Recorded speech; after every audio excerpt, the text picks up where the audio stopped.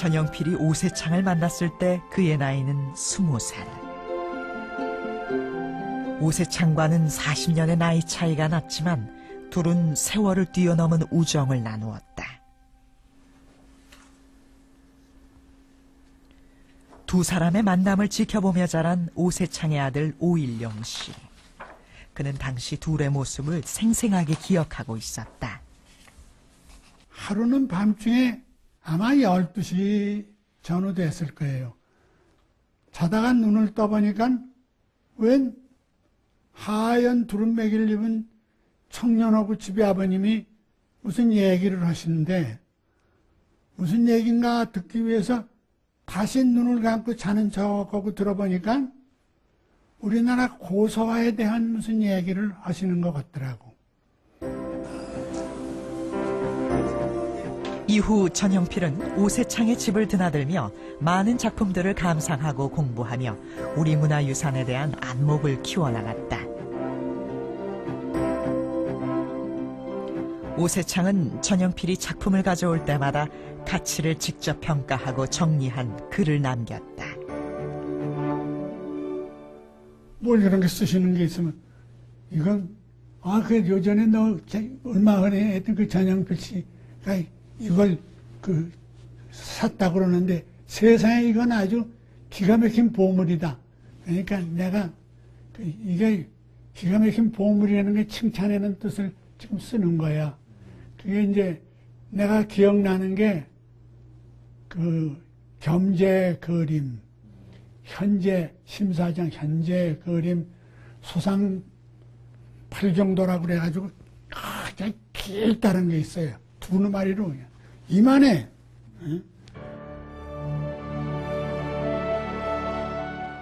전영필은 오세창의 만남을 통해 비로소 식민지 조선을 위해 자신이 해야 할 일이 무엇인지를 깨닫는다.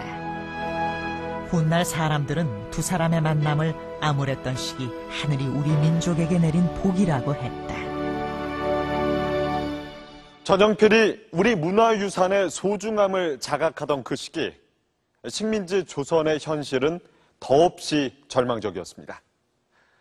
일제의 가혹한 민족 말살 정책 아래서 조선의 역사, 문화, 제도 등 모든 것이 사라져가고 있었습니다. 이러한 현실 속에서 전영필이 목격한 우리 문화유산의 처지 또한 암담하기만 했습니다. 국립중앙박물관에 전시된 경천사지 10층 석탑. 높이 13m의 웅장한 규모와 섬세한 부조는 고려 석탑의 진수를 보여준다. 그런데 경천사에 있어야 할 탑이 왜 이곳에 있는 것일까? 경천사지 10층 석탑은 원래 개풍군 경천사터에 있었다. 그런데 1907년 일본에 이 탑이 나타난다.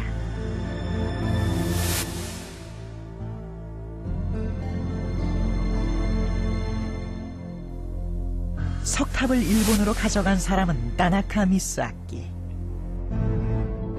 1906년 한국을 방문했던 일본 국내 대신이었다. 그는 주민들의 항의를 제압하며 석탑을 해체해 빼돌렸다.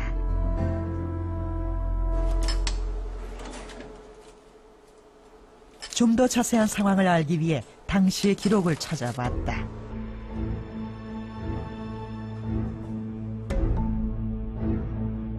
무기를 가진 일본인들이 지역 관리와 주민들의 항의에도 불구하고 탑을 해체하여 운반했다. 총을 쏘고 칼을 휘두르는 바람에 도저히 막을 수가 없었다. 이후 국내외의 비난 여론이 계속되자 일본은 결국 탑을 돌려보낸다. 그러나 10년 만에 돌아온 경천사탑은 심하게 파손된 상태였다. 이것은 빙산의 일각일 뿐 일본의 문화유산 약탈은 우리의 상상을 초월하는 것이었다. 도쿄 오쿠라 슈코칸에는 일제강점기에 빼앗긴 우리 문화유산이 가장 많이 있는 곳이다. 그런데 이곳 정원에는 두 개의 아름다운 탑이 방문객들을 맞이하고 있다. 일제강점기에 조선에서 가져간 탑들이다. 그중 하나인 팔각 5층 석탑. 고려시대 석조미술을 대표하는 이 석탑이 일본 정원의 장식품으로 전락했다.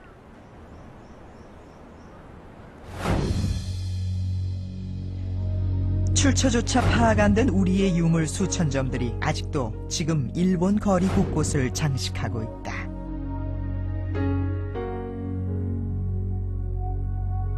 사료적인 가치를 가지고 있는 비석이라든가 석탑이라든가 이러한 것은 현재 외국으로 반출되었을 경우에 그것이 어디에 있는 것이라는 것만 확인이 된다 할지라도 우리나라 학자들이 나가서 그것을 보고 연구할 수 있지만 현재로서는 그렇게 그 반출된 석비라든가 석탑이라든가 부도 같은 것들이 현재는 어디 있는지조차도 모르기 때문에 오사카의 동양도자 박물관은 조선에서 수집한 도자기들을 전시하기 위해 지은 도자 전문 박물관이다.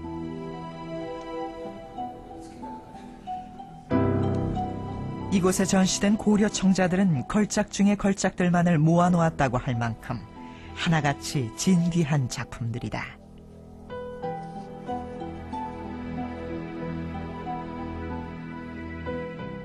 그런데 이 아름다운 고려 청자들이 어떻게 일본 박물관에 존재하고 있는 것일까?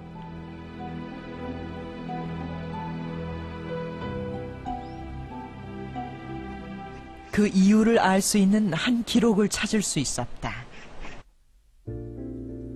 1909년 도쿄에서 열렸던 고려 청자 경매전의 도록.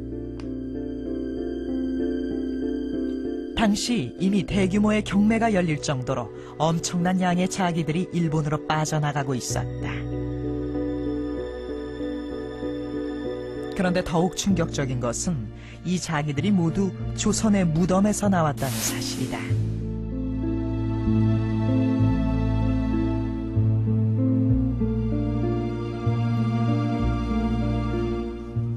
조선 백자 탄생 후 500년 동안 고려 청자는 무덤 속에서만 존재하는 물건이었다. 일본인이 도구를 하기 전까지 조선인들에게 고려 청자는 낯선 물건이었다.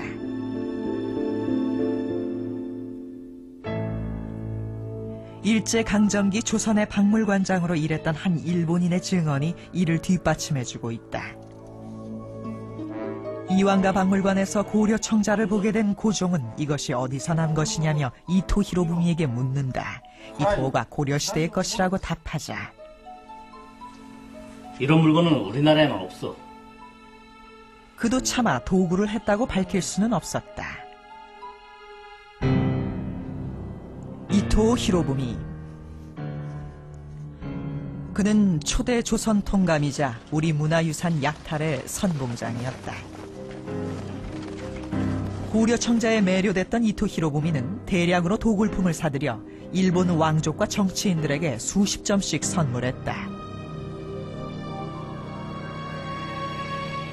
덕분에 고려 청자의 인기는 날로 높아졌고 일본 골동상들은 닥치는 대로 고분을 파헤쳤다.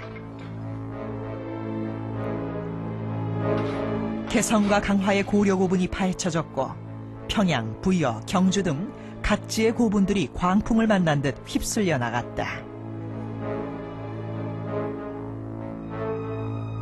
부장품에 눈먼 일본